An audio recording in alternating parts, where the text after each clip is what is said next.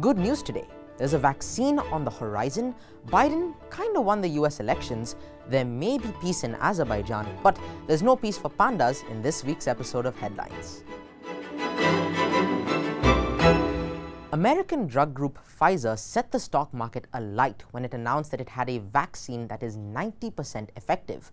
BNT162b2 is the drug made by Pfizer and the German partner BioNTech SE.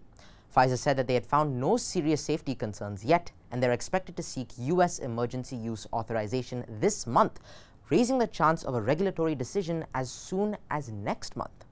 America recorded 239,588 new cases in a day on the 10th of November, the highest ever count. It's also become the first country to cross the 10 million infections barrier. Covid-19 must be getting pretty worked up now because the president who acted pally with it will soon be out of office. Machu Picchu reopened to tourists after 8 months of shutdown. The majestic Inca site is restricting visitor numbers. Peru has a high death rate from the disease. The reopening was marked with rituals and prayers to end the virus. Hopefully, the gods were listening.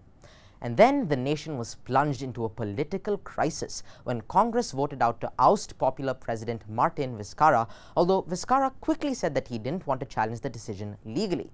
So, Speaker of Congress Manuel Merino has taken over. Denmark, the world's leading producer of mink fur, warned that the virus has mutated and spread amongst mink. We've known of COVID outbreaks amongst mink around the world before this, but Denmark's health minister, Magnus Heunicke, said that half of the country's human infections had come from mink. Danish Prime Minister Mette Frederiksen said her nation would kill its 15 million minks because the mink variation of the virus could cause people to be less receptive to any possible vaccine. But mink farmers struck back, saying that the government had no legal right to force them to kill their stock if their farms had no sign of the virus. The government admitted that this was true, but asks the farmers to consider the greater good. So, Joe won the US elections. Probably, maybe, we'll have to see. And if he did, then Kamala Harris will, well, we can assume, be the VP, the first woman and first African American to hold the position.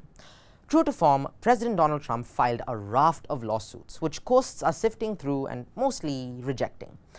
Biden's victory was not as resounding as the polls had predicted, and the whole affair has left the nation divided and angry after accusations of fraud, hoaxes, and cheating. A few countries, including China, did not recognize Biden as the president-elect, saying that it was waiting for a ruling on the matter. Biden's road will not be easy. The Senate is evenly split at the moment between Republicans and Democrats, with 2 independents and Georgia still to be called. Democrats still hold the House, although they did lose 4 seats.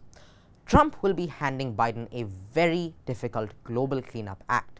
Last week, Biden said that one of his top priorities will be focusing on sustainability and minimizing pollution. But this will be pretty hard now that the USA is out of the Paris Agreement on climate change. On top of this, the foreign policy agenda will include trade relationships with China, doing anything with or about North Korea and Iran's nuclear programs, NATO alliances, and power shifts in the Middle East. Second, this is all under the assumption that Trump actually steps down.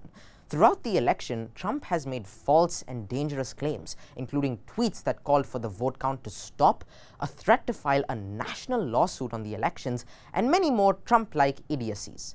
This year, Trump, for the first time in presidential history, has refused to confirm that he'll concede his spot as the leader of the United States. According to The Economist, many Americans are taking Trump at his word and are training for peaceful resistance to what they call the worst-case scenario, a power grab.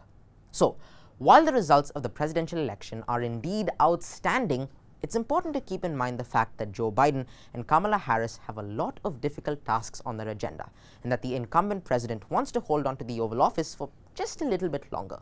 Russia has struck a peace deal between Azerbaijan and Armenia to stop the fighting in the Karabakh region. It's deployed peacekeepers to end weeks of fighting between the 2 nations over the disputed province. In the deal, Russia gains a military foothold in the region, but Azerbaijan loses some territory, Turkey gets an influence boost, Azerbaijan gains some territory in the West, has been pushed out of the picture. Blackpink has caused pandemonium online. They pulled a teaser for the reality TV episode for 24/365 with Blackpink after it caused outrage in China. In the teaser, they were seen acting as panda keepers for the day at Panda World in South Korean amusement park Everland. Chinese netizens were quick to point out that the girls were not wearing gloves, they had pets of their own, and might spread the virus between the animals, and that they were wearing too much makeup. Because China technically owns all pandas, even ones which are born overseas, many Chinese internet users felt that the stars were endangering the rare cub. South Koreans hit back with pictures of gloveless Chinese stars holding pandas, or suggesting that Fu Bao, the first panda to be born in South Korea, be sent home, claiming it was too expensive to have pandas. If you've enjoyed this week's headlines, hit that like button, and if you want to see more, make sure you hit subscribe.